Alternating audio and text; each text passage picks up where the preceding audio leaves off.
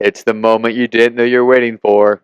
He is Carter. He's Chad. And this is the Irish 365 podcast. Chad, this is Lou Holtz.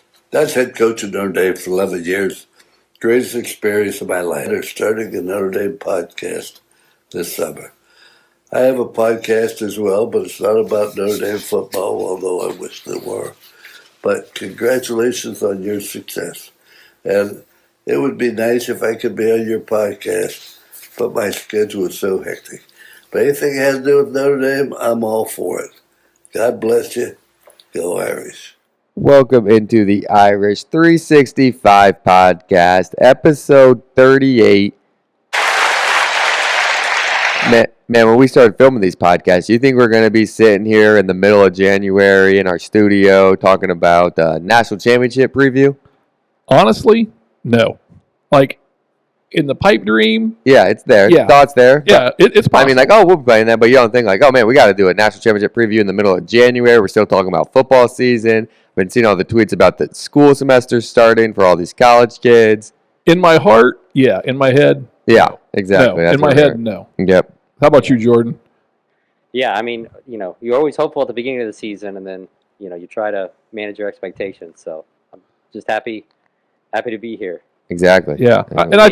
And I think we all are long-suffering Notre Dame fans and I think we're all very similar. We're probably guarded a little bit. Like that whimsical I wish was out there, but we were all grounded in reality. Like, I'm not getting myself set up for failure and disappointment yet again. So anyway, I'm happy. It's not a bad problem to be. I'm happy to be where we're at today. Absolutely. So let's run through this. I mean, I did a little bit of research ahead of time, and just kind of tell the tape on paper. How does this thing look? And I was kind of surprised because I looked at the OSU defense. They are ranked number one overall, allowing only 250 yards per game. Yep. They're ranked number one against the pass, only allowing 161 yards per game. Yep. I don't see that being a problem for us. We're not going to throw more than 161 anyway. Yep. They're number one in scoring, only allowing 12.2 points per game. Yep. Number three in sacks, 51 for the year. Yep. Number five against the run, only allowing 98 yards per game. Yep.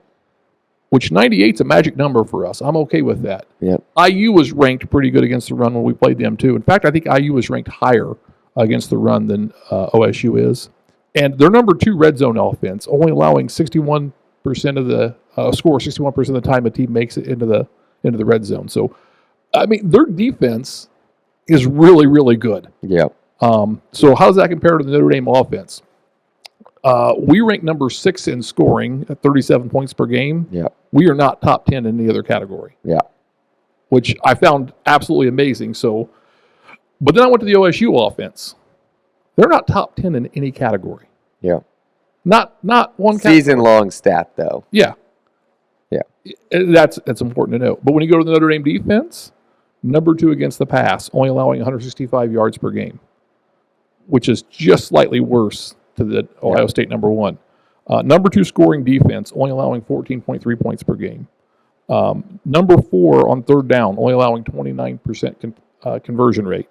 Number 5 in interceptions at 19. Number 8 in the red zone, only allowing 71% success rate. And number 9 overall, only allowing 298 yards per game. So when I look at these numbers, my first thought, defensive battle. Yeah. We're in for a defensive battle. Neither one of these offenses have set the world on fire for the season. Yep. And both defenses have been good all season long. So I think that kind of sets it up. Like, that's what we're in for. That's what my expectation is. Yep. How do you guys see it? Jordan, go ahead. Yeah, I kind of see the same thing. I mean, we're thinking not Penn State 2.0 here but defense, it's going to be a defensive battle. And neither team can turn over the ball because you can't afford turnovers. Yep. And I kind of heard an interesting thing as I was listening to a few things today that basically they both teams have gone to their D coordinator and said, can you hold them under 20? Can you hold them under 17? Because if we can get to 20 on offense, we got to feel good at winning. So. Yeah, I definitely agree on this one. I mean, this one's going to be, you've been hearing about how great this Ohio State offense is, but they struggled against Texas, which Texas is a pretty solid defensive team. Yep. I mean, Oregon's not necessarily known for their defense, and I don't think Tennessee is necessarily known for their defense. They put up great numbers against both those schools. Texas 28, obviously one being that defensive score late. Yeah, I mean, Ohio State's got weapons. Like, that's not... But Notre Dame's also got some weapons to defend their weapons, right? I mean... Yeah, I mean, it's strength on strength. Yeah. And here's what I found in my research, because I was shocked to see that Ohio State didn't fall in the top 10 category on anything offensively. Yeah. Like that, like what did I miss? With Chip Kelly as the OC. What did I miss? And so when I really started digging into it, Ohio State changed its identity come playoff time, really after the Michigan loss. Yeah. And I think Ryan Day, and to his credit, was willing to make a change. But going into that, I think his entire MO for the Ohio State team this year was, we're going to run the ball first, and that's going to create opportunities to pass. Yeah. We're going to be tough, hard-nosed. Because Jim Harbaugh got in his head with the Ohio State is soft comments. We saw last year in 23 when Lou Holtz made the comment about Ohio State being safe. That was clearly in Ryan Day's head. The post-game press conference, the last thing he should have been worried about was what Lou Holtz said, this old retired guy. So I think they really tried to be that run-first team, and that was really their MO going into the season. And after they lost to Michigan and it didn't work, and all this noise came in about we're going to fire Ryan Day, and I thought it was interesting because the name that came up the most in what I saw when they were talking about firing Ryan Day was Marcus Freeman. So you want to talk about a game that I think that could be in that could be in Ryan Day's head. I think this is a game that could be in Ryan Day's head. But what they did in the playoff when everything was against them is they let Chip Kelly take over, and they ran more of a Chip Kelly offense. They were passing the ball vertical and opening up the runs. Yeah. So I think that's why their stats don't look good. And like you said, they got 3 good receivers. I mean, the kid Smith is a true freshman. And I don't know how many times I've heard in the last month that if he could go pro right now, he'd probably be a top 5 pick. Yeah. As a 19-year-old kid, which says a lot, right? And then you got Tate. And I know Tate, like, I followed him in high school a little bit because he was a big recruit for Notre Dame. They thought they're going to get him. Dude's a stud. Yeah. And their number 3, I think, Egbuka is their number 3. Yeah. I mean, he would be the number 1 guy if he was on Notre Dame's team. Yeah. Like, he's another freaking stud. So, they got 3 talented wide receivers that are going to be going against, what we think is the best secondary group in the country. Yeah. And so it's going to be strength on strength. And I know Marvin Harrison Jr. was the big talk in the last game we played, and BMO shut him down. So if we had BMO, I'd be feeling a lot better. Yeah. But Christian Gray, more like I think we got guys that can step up and play that challenge. So it's going to be an interesting chess match. And we know what to expect from playing Ohio State the last couple of years, but they also know what to expect from playing us the last couple of years. Yeah, I think that's what makes There's no surprises. That's what makes this game interesting. I mean, we have very few schools that we play on a year-to-year basis. To play a school for a 3rd straight year that's not a USC, not a Stanford, not a ACC, it's just like, it's unusual for us. So, yeah, I mean, we played a home and home, and now we got a neutral site game, right? Yeah. Obviously, Ohio State get the advantage in the first 2, but, I mean, the first game, Ohio State, I think, obviously the scoreboard wasn't crazy, but they definitely dominated that game, where last year it felt like Notre Dame probably let it go. I think a lot of Notre Dame fans would agree, and probably some Ohio State fans would say Notre Dame had a real good chance to win that game and didn't. So I think 3rd time's a charm, right? Let's hope so. Got to keep 11 guys on the field. I mean, I think we have gotten better at counting over the last, would that be 15 months probably? So yeah. It was last season, but 2 years ago. It was the beginning of the last season. It was 2023. Yeah. It seems like a lot longer than what it should have been from just being this first game of the prior season. So, So what do we think? Like, do you guys have an opinion on like Ohio State's path to winning? Like defensively, Jordan, what do you think Ohio State's got to do to pull off a win defensively? Defensively, so everyone knows Jack Sawyer. He's their main guy, but JTT is what I hear him kind of referred to. Their other defensive end who. He played really well against Texas. So I see their defensive line's good. Their linebackers, they move well. So, I think they're gonna do what Penn State did: rush the quarterback, try to get Riley flustered, try to make him turn over the ball, show him different different blitzes and things like that to try to keep him off his feet. And And I think if they believe that they can do that, they can control the field, and that's what they're going to try to do. Make Notre Dame get in 3rd and longs, and turn the field over so they can, muster up points and get ahead. Yeah, how do you feel about it, Carter? Yeah, I mean, this is a team that Ohio State, they're going to be trying to turn us over. I mean, they're going to be bringing pressures. They're going to be selling out, stop Riley running. I won't be surprised to see a QB spy. I expect some man coverage from them. They're very high on their safety and corner room, just like we are. Expect to see a lot of man coverage. I remember seeing they were also pretty high up there percentage-wise on amount of plays run defensively in man coverage. I know we're leading it, but I think at 56%, but they're not far behind. Remember, Purdue's number 1 in the country. Yeah, Right. yeah, yeah. So I Why expect. they didn't change, who knows? Yeah, Yeah, and if you got something good, stick with it, right? that's right. So yeah, I mean, this Ohio State team's they're gonna be blitzing. I mean, and it might not even be 6, 7 guys. They're gonna get pressure with 3 to 4. So can we handle that pressure? I mean, that'll be the key. We, as a Notre Dame offense, I know we're talking about the Ohio State defense, but we have to make them, if they're gonna pressure us, it can't be with 3 or 4. It's got to be more than that. Yeah, like we can't let the pressure up on that. I agree. I think they're going to feel like they can get pressure with 4, maybe 5. Yeah, And that's going to leave them a linebacker to spy Riley Leonard.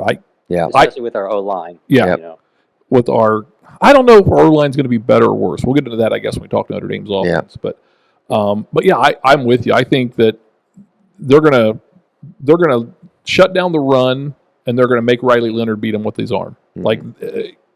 Dare Riley Leonard to beat him with his arm. And they feel pretty good about their corners and their safety. So yeah, I think defensively that's their game plan. Like, make Riley do it, and I think they'll bring the blitzes. But if their front 4 can get home without them, then they're gonna have the luxury of going into a zone defense. And if they can stay in a zone defense, I think that becomes very dangerous for Notre Dame, because that's going to make it very difficult for Riley to pass. Yeah, Not under duress from the front 4 and not having time. So I think that's kind of it. That's what they're going to want to do, and that fits into Ryan Day is going to want to be tough and control the line of scrimmage defensively. Yep. That's going to fit into what he wants to do. He wants to show people they're not soft. yeah.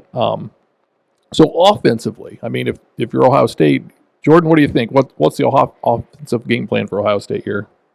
So for them, what I've kind of seen when they've had success, they've hit a lot of home run plays. Look at that Texas game. That their running backs catch the ball well. Both Henderson and Judkins, they both are good passers or catchers, out of the backfield. And they look at the end of the half of the Texas game, they hit the home run with the 75-yard screen.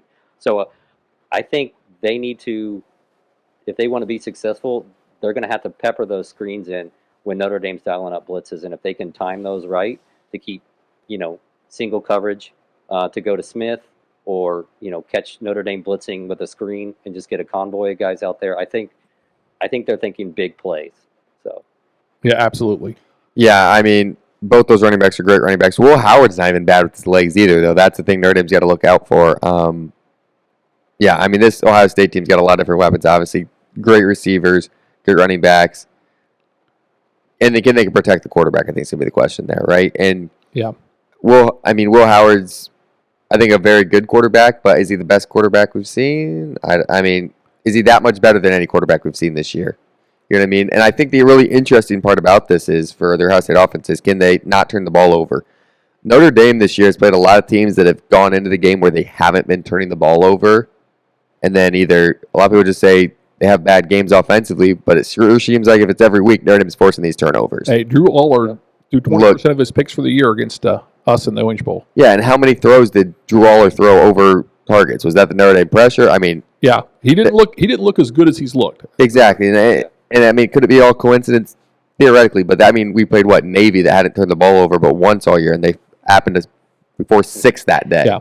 Like, I'm not saying Ohio State's this Navy team, but it just seems like every week, can Ohio State execute their game plan, or is Notre Dame going to change it again? And I think the key for Ohio State offensively is they have to run the same game plan they ran against Tennessee and against Oregon. Yeah. And that's got to be that Chip Kelly, because they got away from it a little bit in this Texas game. Yeah. They got to get back to what they did against Tennessee and Oregon, and that is throw the ball deep to these great receivers, and that'll open up the run. Yep. And if they do that, then man, look out! It's going to be sprinkling in freaking sweeps and screens and slants, and like they're gonna make Notre Dame in for a long day defensively. Yeah, and I think if they do that, and I'm almost going the opposite way. I think if Notre Dame can stop the run, because I think Ohio State's going to come out and try to run this ball early on to show they're the more physical team. If Notre Dame can stop the run without selling out, like, and still have our normal coverage in the back, it'll be a good night for Notre Dame. But I think that's.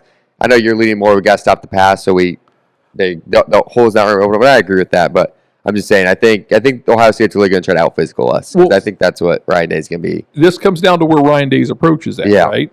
If Ryan Day takes the approach he's taken all season, and tries to be the more physical team, I think that favors Notre Dame. Yeah. If Ryan Day does what he did when he was ready to lose his job and said, "Chip Kelly, help! That's what I've got you here for," and let's Chip Kelly run the offense the way he wants to run it more. Yeah. And be a little more spread, a little more finesse, I think Notre Dame's in trouble. Yeah. And so I think that's a coaching decision is a big part of who wins and loses this game right here. Yep. I hope Ryan Day's not listening, and if he is, don't take my advice. Yep. Ryan, you got this all by yourself, right? Yeah, go out and do your thing. Don't listen to Chip. That's why he left UCLA. Just be a remember, head coach. Lou Holtz said you're soft. Yeah.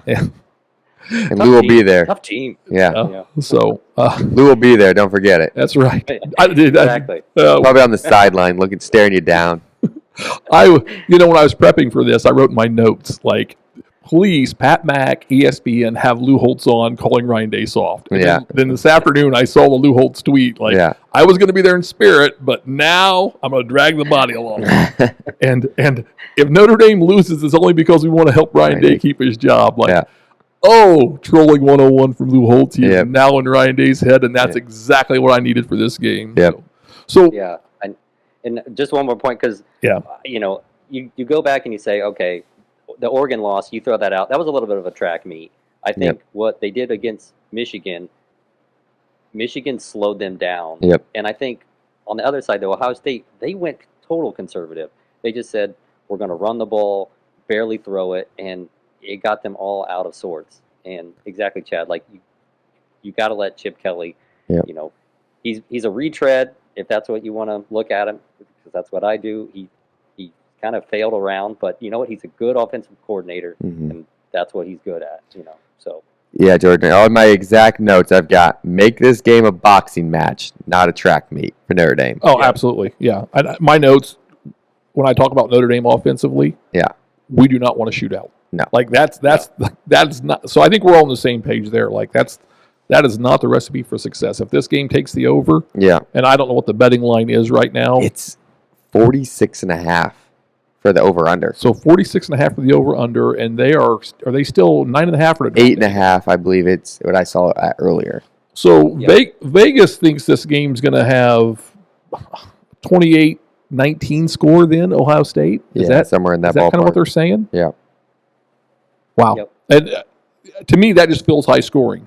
So I would probably say take the under, but if I say it and Jordan says it, you say it. That's probably a guarantee we're going to end up at the over. Yep. Exactly. But yeah, so that's crazy. Wow. Okay, I would have thought the over under had been lower than that.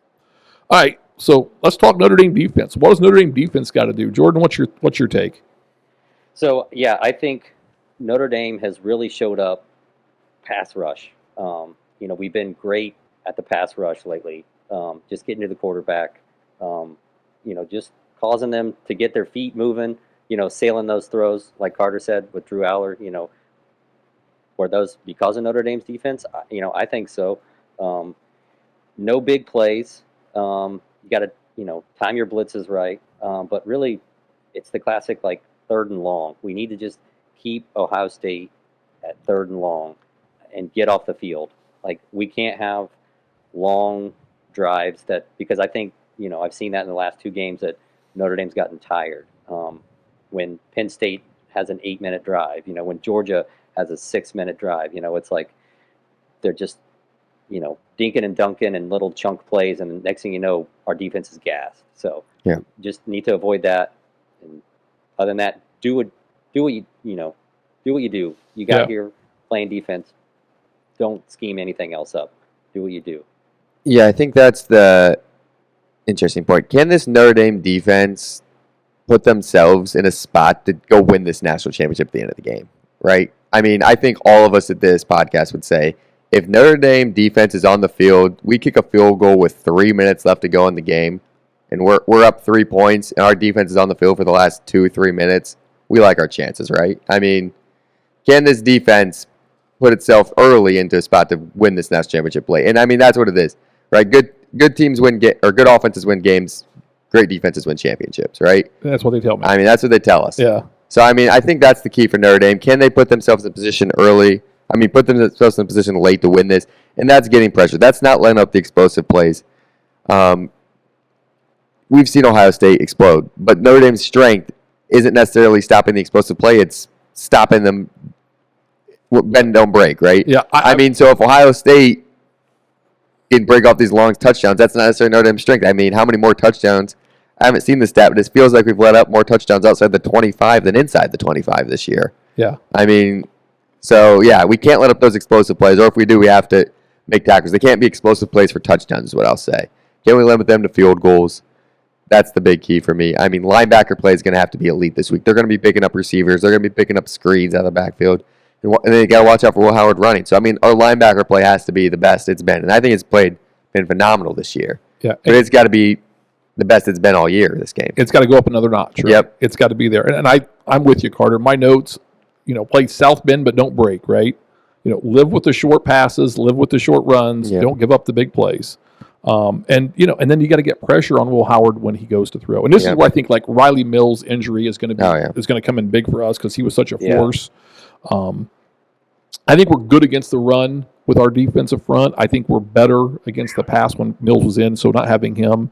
But if we can get pressure on Howard, he will make a mistake or two. Yeah. And I think, sort of the same thing is like, if we can get him to make a mistake and get an interception or two, that'll be huge. And we need that. We need Al Golden's master class on, defensive scheme, right? We need another one of those gems from Al Golden. I think, not anything crazy, but just do what we do really well with whatever twists or tweaks are needed to give Will Howard some looks he's not seen all year and that Chip Kelly can't be prepared for. And I think that's kind of, I don't think we have to score more than 20 points to win. Yeah. I think first team to 20 may win, to your point earlier, Jordan. It may be that simple that, first team to 20 may be the winner. Yeah. So defensively, I think we just gotta hold them down and do what we do, and I think we can, and maybe get a pick or two, right? Mm-hmm. Get a turnover. That's what I think with the Penn State game. They came out and kind of showed what they were going to do, and all the credit at halftime to those adjustments, because in the second half, Penn State did not run the ball well at all, and I attribute that to just good, gameplay. Watching the game, making adjustments at halftime, because that's what we got to constantly do with this team. Show them different looks and make adjustments to not give up those big plays. So it was clearly all about scheme and adjustments for us against Penn State. Yeah. And that first half, Penn State felt like they dominated that game, but Notre Dame found a way, and because they were so dominant early. When Notre Dame was dominant, it didn't feel like Notre Dame was dominant. But 1,700 answered points against Penn State there in that middle eight. So, I saw Ryan Day made a comment the other day, we got to win the middle eight. It's like, okay, there's his attempt to take what I have written down. Take his shot at Freeman. I think defensively, like we said, this is going to be another rock fight, right? This is going to feel like an old school SEC battle. I guess a new school Midwest battle. I think that's probably one of the great things about this. This just shows you don't have to be a warm weather team to win championships. Yeah. Because I think everybody would agree a lot of people would agree that these are the two best teams in college football this year. I know there's a lot of detractors from Notre Dame. I think a lot of that's talking heads on ESPN because it sells. But we've got Cam Newton, I don't believe he believes half of what he says. I saw Urban Meyer trashing on his podcast, Notre Dame. I saw that on Insta or on X. I saw clips of that, but that's probably because it goes back to him getting booed during the Penn State game at the Orange Bowl. He's probably just a little bitter because I think his ego took a hit. So offensively, what we got to do offensively, Jordan? What's your take? So this is the biggest unknown when I look at this, and Ohio State does have a good defense. Like you read off all their stats, they're a good defense. And what can Notre Dame do? Just to look at it, we need to try to run the ball. We can't abandon the run. We got to be able to throw it. And my main thing is Riley, no turnovers, and him to use his legs to keep his eyes downfield. I don't want him to constantly just keep running because I think the pass rush is going to get to him. And I think that's what maybe, Ohio State wants him to do is just to run. And then, like Carter said, they're going to have a spy on him and they're going to limit his running ability. So if he can make plays looking down the field, I think that's going to be a success. And the other thing that I have is Denbrock, empty the playbook. I don't care whatever plays you haven't seen, they're all coming out. Okay, this is the last game. No holding back. Scheme up whatever bring in whoever. Don't need to save anything at this point. There's nothing to save. Yes, yeah. So just move the ball, score points when you can, because it's going to be tough to score. Yeah. Yeah, I definitely agree. And I feel like the last two games, we've really been trying to force it up the gut because both these teams have had really good edges. And I think Ohio State's got some good edges too. But I'll be interested to see if we try to hit those outsides a little more this week because they don't have an Abdul Carter. They've got Jack Sawyer, who's a really good player, but I don't think he's probably as polished as Abdul Carter, who's just, dude's going to go out there and make a play every single time he's on the field, even if he's playing with one arm. So I think that'll be interesting. Can we get outside this game? And then I think our big question on the offense is, every game in the playoffs, we've had an offensive player that we weren't necessarily expecting step up. Who's it going to be this week? Yeah. I mean, that's really the question. And where I'm kind of leaning, last week I had Grayhouse, Faison, which I think Faison will have another good game. Grayhouse, I don't think he'll go for 100. I think Mitchell Evans is going to have a big game. I'm thinking 50 yards receiving for him. I mean, I haven't looked at the odds on that yet. I've just been really thinking, like, Mitchell Evans, we've been waiting on it all year. And he had a good catch against Penn State. He was about to break out against Penn State. Absolutely. Yeah, so I don't know. I'm just feeling a Mitchell Evans, and I'm not even going to say a breakout game because I think all Notre Dame fans know he's a really good tight end. Maybe not like a Michael Mayer or some of the past ones we've had that are going to go first, second round, but he's going to be an NFL player. So I think 4 or 5 catches, 50 yards, Mitchell Evans. I think he's going to sneak around and be a good outlet pass for Riley Leonard this week.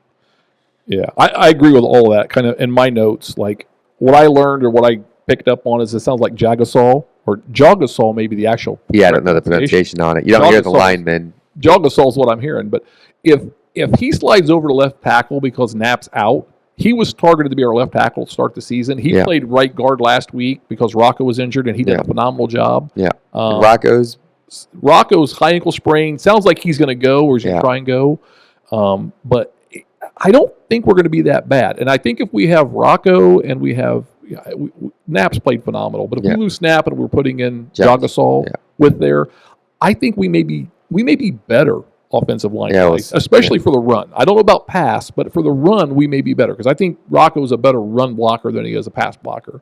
In my notes, it's kind of like our offensive line has to be the more dominant. We've got to bully the front four of Ohio State. We got to run the ball. We need Price, Love, Williams, and Riley. Like, we got to be averaging 3+ yards a run. Just have to. And we're capable of averaging 4 or 5 yards a run.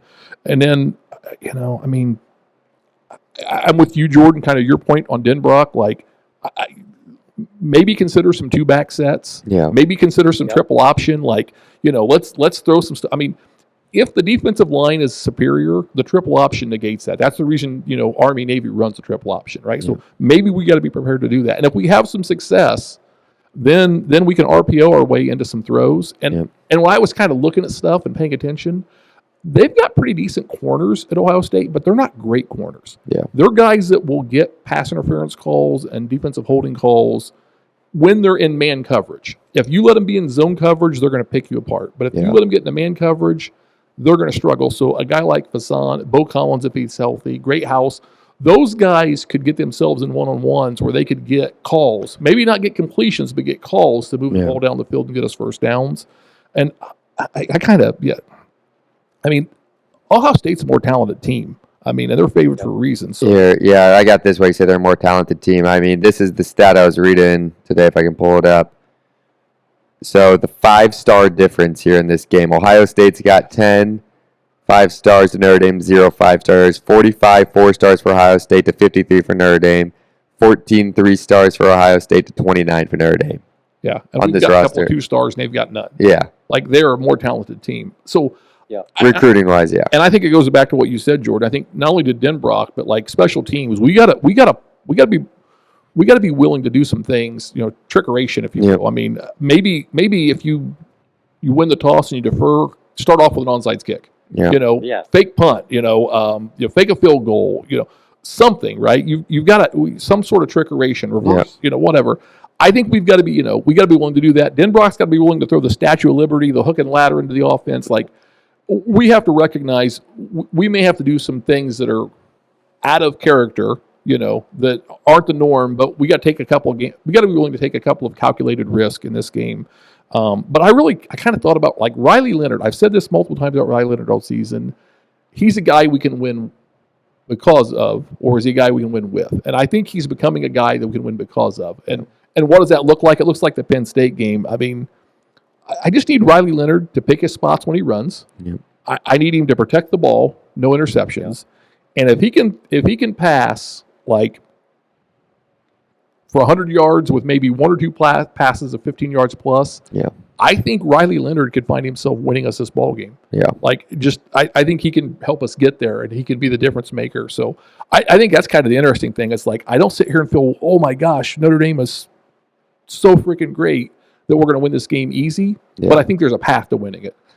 Yeah, and that's the thing. I feel like I like us in a dogfight more than I like Ohio State in a dogfight. You know what I mean? Like, Ohio State, they haven't won their close games. They lost that 1-point game to Oregon. They lost that game to Michigan. I mean, if we can just stay in this game early, I think that's the key. We got to start fast.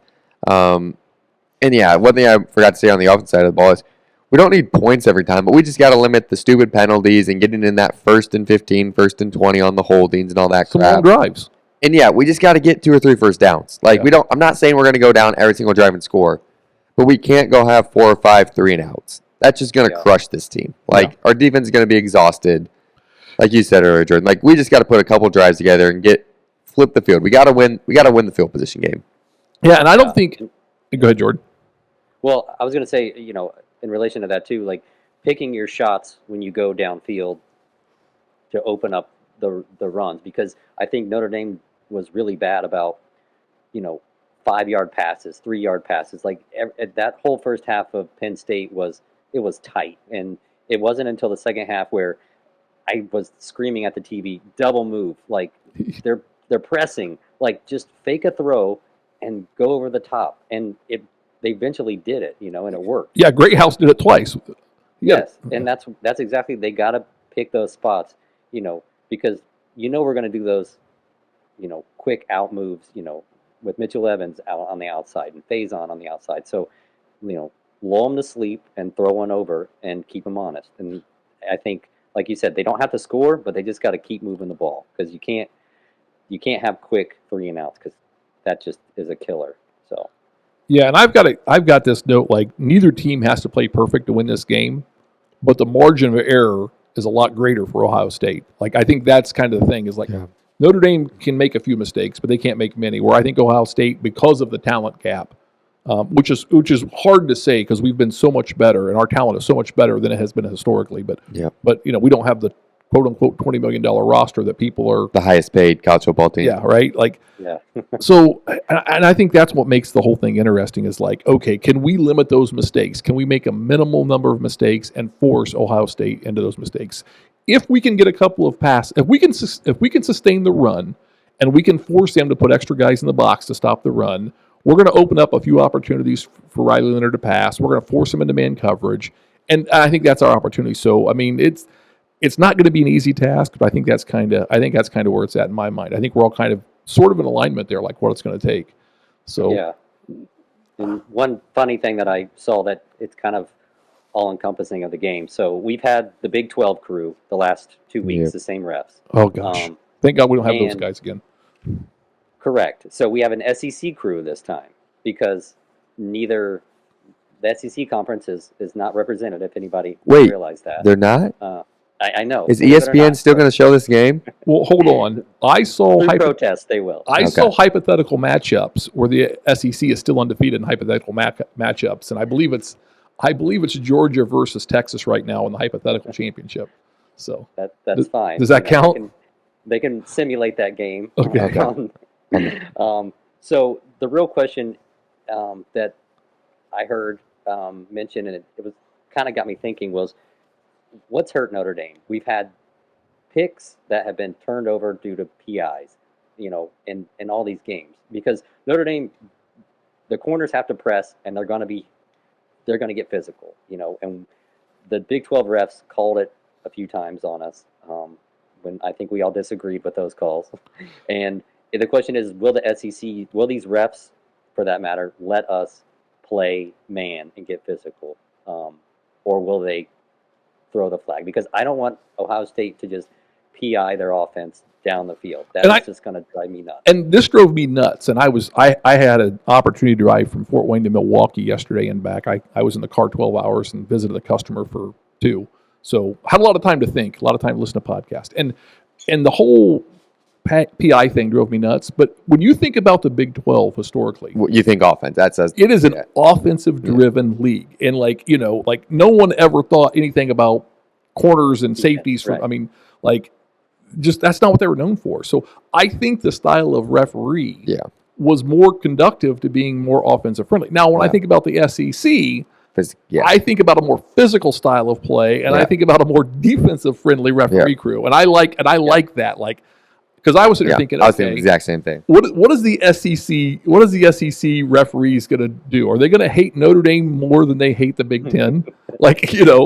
It's like Michigan fans. I mean, I have a guy that's a Michigan fan at work today. Like he said, I never thought I'd say this, but go Irish. Like that was his comment to me. Like it's better than Ohio State. And up in Northeast Indiana, Jordan, this is from Central Indiana growing up. Like everybody in Indiana has an opinion about Ohio State. Like, love them or hate them. I can go to Illinois. I can go to a lot of places outside the Big Ten area, and they don't even care who Ohio State is. But in Indiana, you're so close to the state line, especially on the eastern side of the state, that everybody has an opinion, either love or hate Ohio State. Yeah.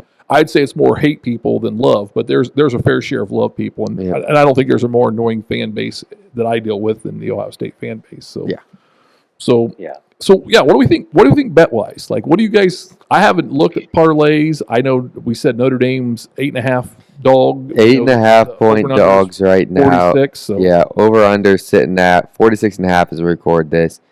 I mean, it's a tough one. 285. Yeah, plus 285 on the money line right there. I mean, we talk about this earlier in the year. Like, you've got games or parlays. You're like, I really feel good about my parlays for touchdowns, for yards, because you're like, we're going to score a lot. When you get these defensive games, it's a lot harder to hit these parlays because there's not going to be too many touchdown scorers. You don't feel like there's going to be a lot of yards, and you can't pick a bunch of guys yards because it's really easy to get one guy's off over, and then another guy, then he ends up going under, and the guy you think's not going to go over goes up. It's just a tough game. Yeah, because they're going to scheme to stop Jeremiah Love, and that may allow Price or Williams to have a good game, or they're going to try to stop Riley Leonard. And So the two individual bets I really like this week, obviously besides the Notre Dame covering the spread, because Notre Dame's 11-0 against the spread. I mean, they're since that NIU loss, I think it was since NIU or 11 straight games, it's been they've covered. So the bets I personally really like this week though is you can get Riley Leonard at plus 115 for anytime touchdown scorer. Like that. I mean, plus money, Riley Leonard to get in the end zone. You love that. And then another one, Jeremiah Love plus 125 to get in the end zone. So, I mean, those are two bets that's all right, if you're going to go singles, I like those a lot. And then, I mean, if you're feeling bold, you can even go parlay those and get plus 390. And, I mean, for a Jeremiah Love and a Riley Leonard combo, it's if Notre Dame, if we are saying it's going to be low scoring, maybe 2-3 touchdowns for the Irish, those are the guys you'd take a pretty good shot at, right? Take Notre Dame in the points, and then take Riley and Love to score. Or one of the two. I like Riley to score more than I do Love. Yeah, but I like both of them to score. So that's a solid parlay play. So Jordan, you can go, and I'll look at what it is for just Riley to score and us to win.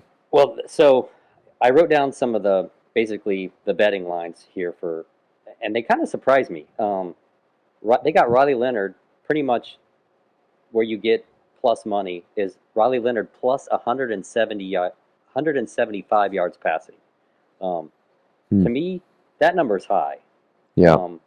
Kind of surprised it was 100 at 175, but maybe they're taking into account, kind of like last week where you weren't expecting anything, and then he kind of, ended up throwing over 200 yards.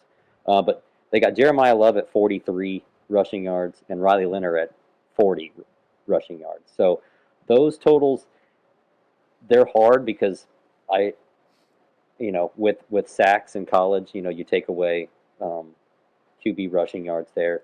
But I like the anytime touchdowns. I can't touch any of those player props. But yeah, because I don't know what you use, but where I'm using, I don't see many unders either, like on passing yards and receiving yards. I'm seeing a bunch of over amount of yards. No, so yeah, you just gotta either alt spread and go as low as you can. Yeah. Whether you think it's going to go over that, but I really do like I like Notre Dame plus 8.5. If you're going to give me 8.5 points, Yeah. in a tight game, I'm taking that. And yes, Chad, I'm taking the under at 46.5. I think that number was higher than. Well, it's set to make people want to bet the under. Basically, I think Vegas knows what they're doing. So, Yeah. and they got me 46.5, taking the under, and I'm taking Notre Dame plus the points. So yeah, if you go Notre Dame money line, the under, and Riley Leonard to get in, that's plus 1,100. Yeah, and he's gonna, if he gets down there, Jeremiah Love's blocking. Riley Leonard's gonna vulture himself a touchdown. Yeah, exactly. You got to feel good about that. And the Irish with the points instead of the money line, 625.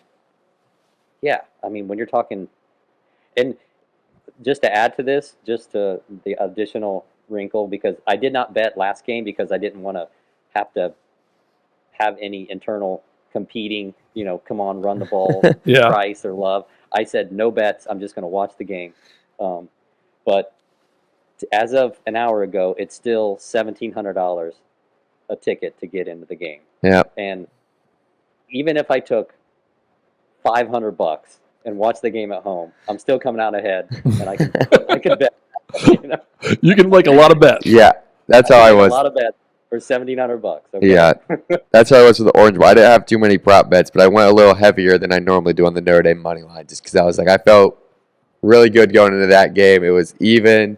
So yeah, I was a little heavier on money line than I normally was on my betting, and I was less on the player props and stuff. And yeah, I had 2 player props, and I didn't hit either of them, but I had the money line that did just fine. Yeah, and this is where I'm at. If I bet I'm going to lose. So I don't bet on the Irish because I don't want to. Unless I'm going to bet for the opposing team, I'm not going to So all that being said and done, we don't have tickets to this game, and this streak is going to come to an end. It looks like if something doesn't break loose here in the next 72 hours, and it's not looking good. I've contacted people that normally can come through with me. I mean, we've not paid crazy prices for any games. We've got face value, slightly over face value, and no one knows of tickets available. Yeah. And, and so it's like Carter and I talked about it. It's we had a chance to put $50 down at the beginning of the season, a reservation from CFP for each seat. We could have put down $200, and if Notre Dame made it, then we got first choice at, face value tickets. And we didn't do it. And I always thought, if I do this at the beginning of the season, I'm jinxing the team before. Yeah. That's literally the conversation we had. I can't do it, Carter. If I put $50 on a seat, I'm going to jinx the team. I can't do that. So now I'm kicking myself in hindsight, and I had a couple of face value seats, huh? Yeah. And, and I've reached out to people and hey, I'll let you, I'm not hearing anything. These tickets are hard to go on. And we keep talking this week, are they going to drop? And they're just not dropping. Oh, what? They dropped. They were 21. Now they're 18? Well, yeah, but I mean, they're not dropping to something less than 1,000, which is no commas have been dropped. Huh? Which upper section at Mercedes-Benz Stadium is not worth $1,000. I mean, that's a view, right? I mean, I think Jordan said it best. I think we all fall in the same category. Too frugal to go that part. So Yep. So As anyway, much as it pains us. yeah. So now, Yeah. now and I've got this conflict. I know you've got work, and the time off is going to be difficult for you, Carter. And Jordan, you're in a busy season. The time off is going to be difficult for you. I've had so much travel going on. Like, it's a terrible time from work, but I've also got this vacation plan that's been planned forever. Yeah. And like, I'm supposed to be in Puerto Vallarta, and like, it's going to be a great vacation. It just sucks the national championships going on during that time. But it's like there's so many things that have to go right. I can't justify dropping like $5,000 to get back to. We're in the a few game. Twitter contests, I think. Yeah, something, right? Yeah. Maybe. Get our hat drawn out. I don't know. Yeah, so maybe something will happen. But I don't know, man. It's a tough one. So the bets I think are tough, and then it becomes bet with your head, bet with your heart kind of a thing. Oh yeah. So what do you guys think? Score predictions, Jordan. What are you thinking? So, well, first off, I've done the same thing the last 2 games, and they've won. So I have a I'm superstitious now. I'm not a Okay. little Are you stitious. superstitious or a little stitious? I'm super. Okay, Okay, you're okay. super. I'm in the garage. I have headphones that I sync up with my phone, so I have the sound blasting in my ears, so I can hear everything. And then I watch the TV on mute and scream at the TV in the garage. I go in the garage, Okay. so no one can hear Don't- what I have to. Don't say. change it. Exactly. So with that said, Notre Dame's kicking game is no longer liability; it's a strength, and we're going to have to utilize it. So I got us down. Notre Dame winning 23-21. So we're scoring. It's going to be a tight game, but I'm thinking kind of that last second, within the last minute or two, kicking that field goal, playing defense. This team is so resilient. They just find ways to win. I don't know how. I had a roller coaster on that Penn State up and down, but they just find ways to win. And We all were the roller luck does coaster. not run Yeah. out. Yeah. I The mean- luck does not run out. They win the national championship, 23-21. Yeah. I mean, that's the thing. Like, if you're not a Notre Dame fan, you're just sitting there wondering, how's Notre Dame keep winning these games, right? I mean, there's so many reasons we shouldn't be here, but we are. Yeah. You know what I mean? Like, we just keep doing it. Yeah. And, like, that's the crazy part. Like, how many years pass, and, like, not going against coaches or anything, just, like, how many years past this team would have folded by now with all the injuries, all the other crap. Like, guys that probably would have ended up playing at the end of the year that ended up transferring out earlier. Like, so much has gone on with this team, but we've been down. Keep fighting that. I mean, we have the worst loss in the college football season this year. Yeah. Like, I mean, maybe Alabama, Vandy, but, I mean, Alabama kind of fell off. Like, we probably have the worst loss in college football season. And we're sitting here talking about a game on January 20th for all the marbles. Yeah. Crazy. It's crazy. I mean, we against NIU were kicking, a 63-yard kick to try to win the game. Yeah. I mean, 63 yards. Like, and it got blocked. He didn't even give a chance. I mean, it's just crazy where we are. I'm thinking 23-20. So I'm a point off you, Jordan. I think we get a little bit of South Bend don't break. And I'm different from you. I don't think we have a field goal at the last second to win it. Our defense is going to win this game for us. We're going to have a sack. We're going to have a fumble. We're going to get an interception. Under 2 minutes to go. Ohio State's, I'm thinking, under a minute 30, under 90 seconds, interception. Defense is going to win us this game. 23-20. Wow. Yeah, not surprised. I'm going to break tradition here, and I'm going to do something I rarely do. Oh, man. And again, I had a lot of time in the car yesterday, and my head was all over the place. And my gut, I hate to say this, my gut's 24-20 Ohio State. 24-20 Ohio State. Like, that's my gut. And I Okay. just feel like we're going to give up a score late. Like, Okay. we're so close, but we're not there. Yeah. Like, and I hate to say that. Yeah. But then I had a little more time in the car. Oh, yeah. And I'm like, Oh, no, he's going to Pat Mack us? I'm going to Pat Mack you right now. I'm like, wait a minute. And this is your point, Carter. This has been a team of destiny. Yep. This has been a team of destiny. And it's like, I got to thinking about Ryan Day, and Lou Holtz is in his head. And I seen the Lou Holtz tweet today, and I'm like, okay, you've seen the movie Tin Cup, right? I don't know if you've ever seen it, Carter. Nope. Jordan, you've seen it. Roy McIlroy, the golf pro, great golfer, but his ego gets in the way. He can win the U.S. Open, but instead of laying up and pitching and putting for par and winning, he tries to hit the shot and carry the water. And he 7 shots to try and carry the water, and he loses the U.S. Open, right? So Roy McElroy is what Ryan Day is going to do. Oh, man. I mean, and we're a team of destiny. Like Jim Harbaugh got in his head. Lou Holtz is kept in his head. It's just going to be there. And speaking of Lou Holtz, like your mom and I, Christy and I got to go see Lou Holtz speak 2019. Yep. And I've heard every Lou Holtz speech. I've read every book, I multiple videos. Lou Holtz was talking at the University of Notre Dame. It was an NBA alumni event. And he talked about like why he fell off after the 93 season. And his basic conversation was, we had reached success and I was so scared of not maintaining it that I stopped doing the things it did to make us successful because I was spending too much time trying to maintain. Yeah. And Ryan Day is in that mindset. He's going to try and maintain success. He's got to win. The pressure's on him. When he was talked about being fired after the Michigan loss, Marcus Freeman was the first name that came up.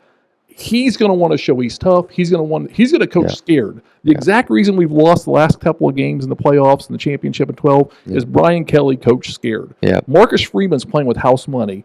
Everybody says they're going to lose. Everybody says they're outmanned.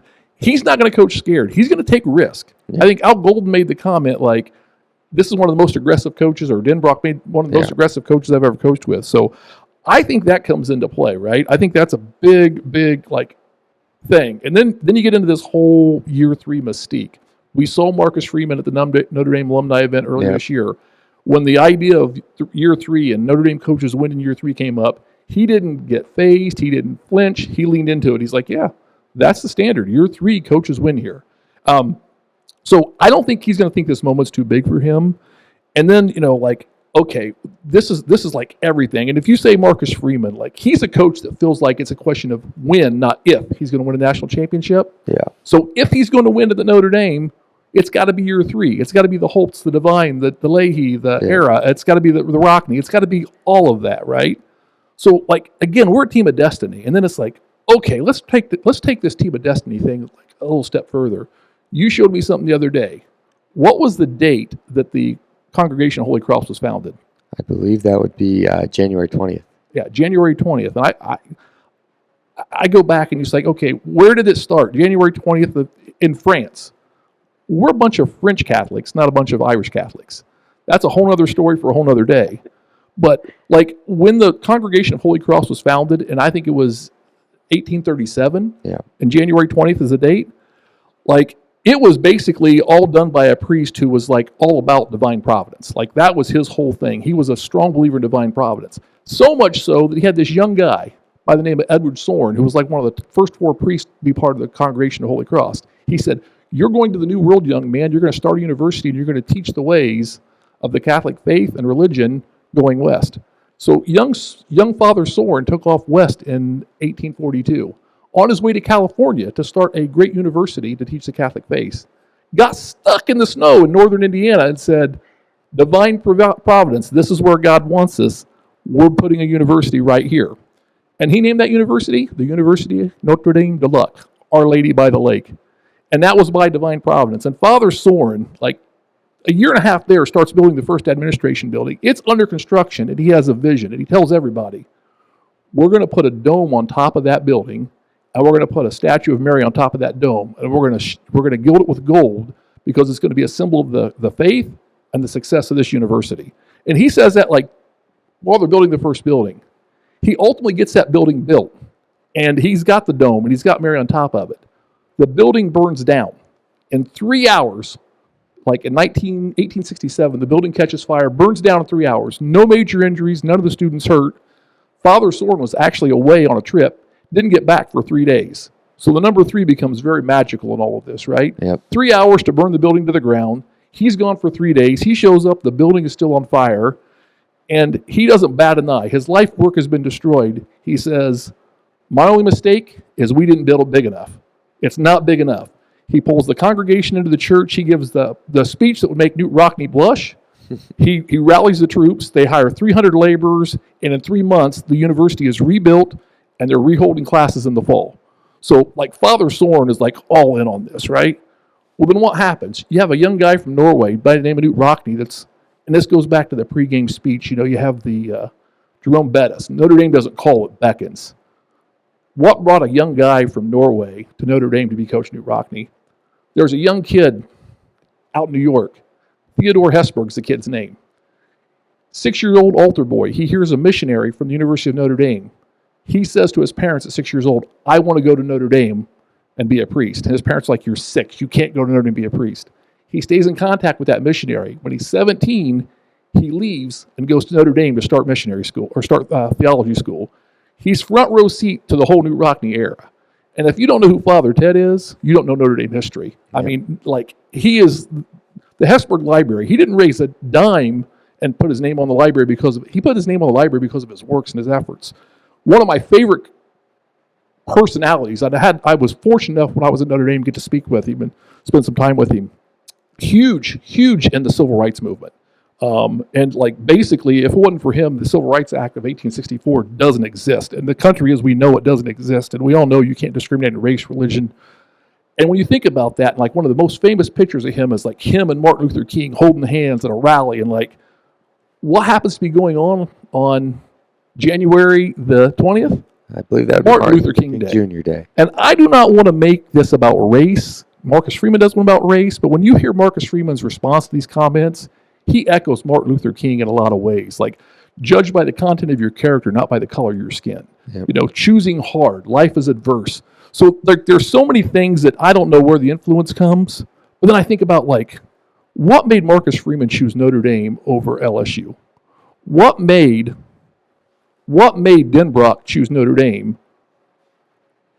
You know, what made Al Golden choose Notre Dame? They weren't called, they were beckoned, right? So now we're this team of destiny. Like, we are this team of destiny. And, like, there's all these things coming together, and it's like, how can we not win?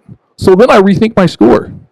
I'm 17-14 Irish. 17-14. 17-14 Irish. Jordan, are you ready to run through a wall yet? I'm ready to run through a wall. I did not know that was coming. I told you I had something. I wasn't going to put it out there. But yeah, I didn't know he had that. I mean, and he's got some papers for some notes. I don't think he really glanced down at those. I think he had that pretty memorized. Yeah, the one comment I wanted to make that I didn't get in, and I think we lost Jordan, is the year before Martin Luther King Day was established, on January 20th of 1986, January 20th, 1985, Super Bowl 19, Joe Montana, Super Bowl MVP. Oh, man. Beat the Dolphins. Oh, man. If you got a Joe Montana winning anniversary on the 20th, I mean, Freeman's going to bring it home. He is. I mean, he's going to bring it home. It's just, it's going to be a miserable game to watch. Yeah. It's going to be tough. Yeah, that's what matters. Highs and lows. Yep.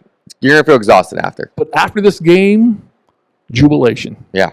And I mean, we can talk about like Theodore Hesburgh's front row seat to the Lou Holtz era. Yeah. We can talk about how the Irish Catholic name got established, Notre Dame, because the Detroit Free Press was trashing Notre Dame and called us a bunch of fighting Irish. Yeah. It was a derogatory term at that time. We took it on and said, you want to use it? We'll use it. Yep. It's the reason we don't belong in the Big Ten, because Michigan wouldn't let us because they didn't like us for being Irish Catholic, because it was wrong to be Irish at the time. Yep. So it's got all the makings of all the history. It's clandestiny. It's going to be the game, right? It's the game. Like, and oh yeah, the presidential inauguration happens to be that day. Yep. And I don't care pro against whatever, but when you think about the presidential inauguration, you're talking about often a change in the direction or leadership of the country. Yep. I think this January 20th is going to signal a new direction in college football. I think so too. A new leadership, a new dominance, and what could be the start of what we call the Notre Dame era. There you go. I'm excited. Man. All right, Jordan, I'm sorry we lost you. He's going to be sorry you missed most of that. Yeah, no kidding. Or maybe not. But hey, what'd they say? Notre Dame hadn't won a championship in 35 years. Yep. Notre Dame hadn't beat Ohio State in 50 years. Have one of the years. Those were against us, right? Yep. Well, we've never beat Georgia. Yep. We've never won at Ray James Stadium. Nope. Check those boxes. We haven't won a major college football game. Check those boxes. Yep. There's just a couple boxes left to check. Yep. Let's go. Let's do it. Let's go. Is it Monday night yet? Yeah. Oh, gosh. I'm ready. He's ready. I'm ready. I'm ready. I'm more ready now for that. All right. Well, I'm sorry I went off on my tangent. I know. That was a good one. But I had to feel it, man. I was feeling it. I appreciate all that research, and I hope you guys all enjoyed this episode of the I-65 podcast. We'll be back with you soon with National Championship. I hope you all enjoy the game. If you get the chance to go, get on your feet. Be loud. Come on now. I don't want to hear this Notre Dame fans are weak. None of this crap. Ohio State's going to bring it. We got to bring the juice. I'm telling you, the Peacock better do a 30 for 30 style on this team at the end of the season. I think we got another episode of Here Come the Irish that already came out, and I think another one that drops maybe Friday or Thursday or Friday this week. So. And one last thing we didn't cover. I think Marcus Freeman is not a man of excuses. I think the flu was a lot worse than he let on. Yep. And I think this team's going to be a lot better Oh, yeah. in the next game than they were in the last game. I agree. I'm ready. Yep. All right. So, Let's do it. Coach Freeman, go get one. Yep. Go Irish. Go Irish. We hope you enjoyed this episode of the Irish 365 podcast. You can find us wherever you get your podcast. We are on YouTube, X, Instagram, and Facebook. Just search for Irish 365 Pod. And you can always reach us at our email, irish365pod@gmail.com. Good night. And God bless.